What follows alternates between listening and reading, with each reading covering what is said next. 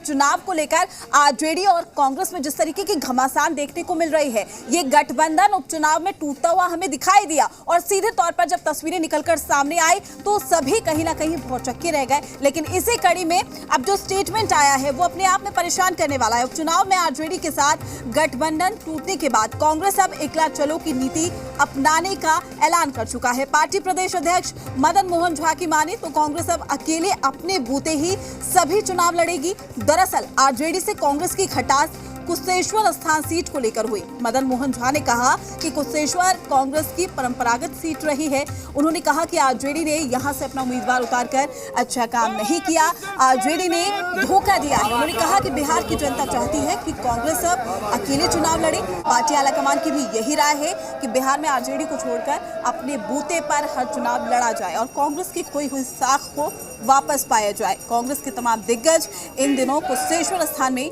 डेरा डाले हुए हैं। महागठबंधन जो हम लोग का बना था उस पर स्टैंड करना चाहिए। राजनीति में विश्वसनीयता बहुत बड़ी चीज़ होती है, वो हम लोग के साथ कहीं न कहीं धोखा हुआ और मेरे सारे वर्कर्स, सारे नेता की राय थी जो अगर उन्होंने आगे बढ़ के गलत स्टेप लिया है तो उसका जवाब मिलना चाहिए। और मेरी आलाकमान को हम धन्यवाद देते हैं जो उन्होंने मुझे इस बात की स्वीकृति दी कि आप लोग जो लड़िए दोनों में, इसके लिए आलाकमान भी मेरे धन्यवाद के पात्र हैं। आप लोग दोनों सीट जिता दीजिए। मैं आपको यहाँ नगरी में कह रहा हूँ जहाँ हम लोग अलग लड़ेंगे। हम अकेले ही लड़ रहे हैं ना, हमारा कोई गठबंधन तो नहीं इस चुनाव में। अगर हम जीत गए तो हमारे इस राजनीतिक लाइन को ताकत मिलेगी तो हम आगे भी ये काम करेंगे। कांग्रेस को नई दिशा मिलेगी। कुशेश्वर स्थान और तारापुर की जनता पर निर्भर करता है कि हमारी इस फैसले को मदद करे, हमारे उम्मीदवार को जिताए। देखें आगे हम क्या करते हैं। हम जनता की अपेक्षाओं का काम करें। देखिए, दोस्त चुनाव के पहले अच्छा लगता है और दोस्त बन के आप पीठ पे चुनाव होके तो वो फ्रेंडली फाइट तो होती नहीं है।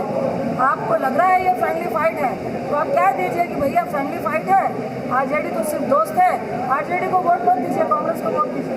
तो थोड़ा बहुत हम लोग भी सोचें। सब कुछ लुटाकर होश में आए तो क्या फ़ायदा।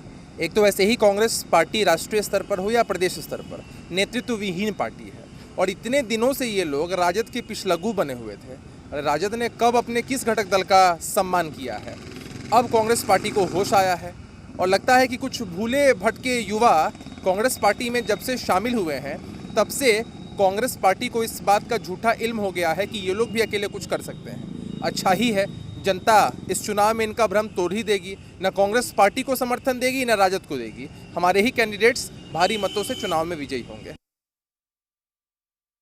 निश्चित रूप से यह चुनाव जो आरजेडी लड़ रही है या कांग्रेस लड़ रही है उसकी लड़ाई एनडीए के उम्मीदवार से नहीं है। इन लोगों के आपस शक्ति प्रदर्शन की लड़ाई है। ये लोग यह सिद्ध करने में लगे हैं कि हम शक्तिशाली हैं बिहार में या कांग्रेस शक्तिशाली है। इसका शक्ति का प्रदर्शन है और चूंकि वो जानते हैं कि यहाँ कुछ रिजल्ट उनको होने वाला नहीं है, सबकी जमानतें जब्त होगी।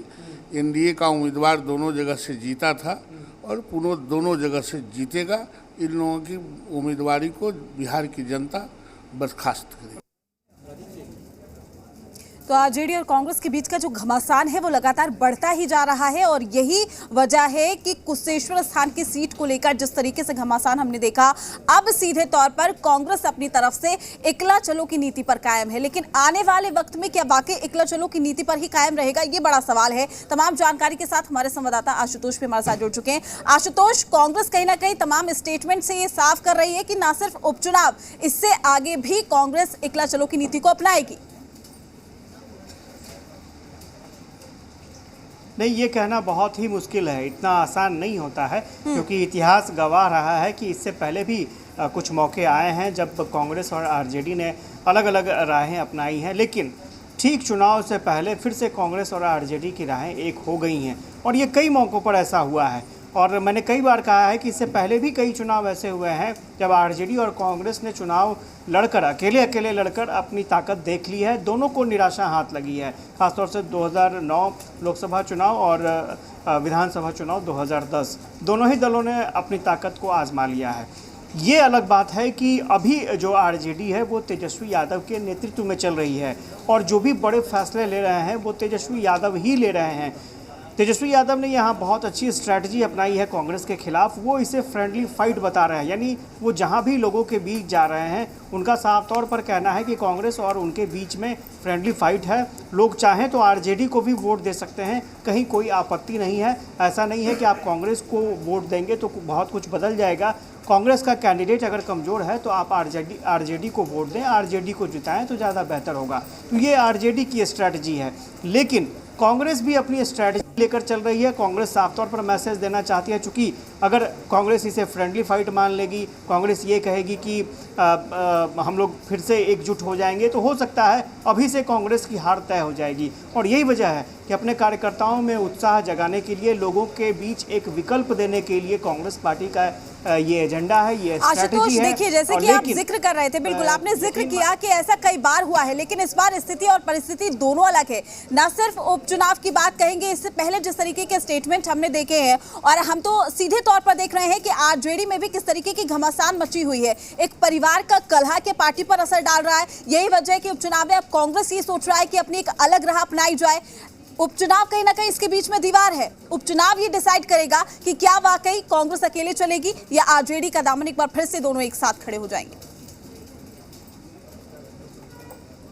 नहीं, भक्त चरण दास जो बिहार कांग्रेस के प्रभारी हैं, उन्होंने साफ तौर पर कहा था कि वो चाहते हैं कि गठबंधन रहे, लेकिन अब चुनाव के बाद तय होगा कि गठबंधन का क्या होना है। तो स्वाभाविक तौर पर अभी चुनाव प्रचार के दौरान अध्यक्ष जब मदन मोहन झा ने ये ज़रूर कहा है कि पार्टी चाहती है और कार्यकर्ता भी चाहते हैं कि अलग कांग्रेस पार्टी अपनी वजूद बनाए। यहाँ चाहना और होना दोनों बहुत अंतर है। चाहना कुछ होता है क्योंकि ये कोई पहला मौका नहीं है, इससे पहले भी पार्टी के कार्यकर्ता, पार्टी के नेता लगातार चाहते थे कि आरजेडी से अलग इंडिपेंडेंट उनकी छवि बने, लेकिन आला कमान के सामने उनकी एक न चली। तो स्वाभाविक तौर पर जो प्रभारी हैं भक्त चरण दास, वो आला कमान के बिहार में प्रतिनिधि हैं, कांग्रेस आला कमान के प्रतिनिधि हैं।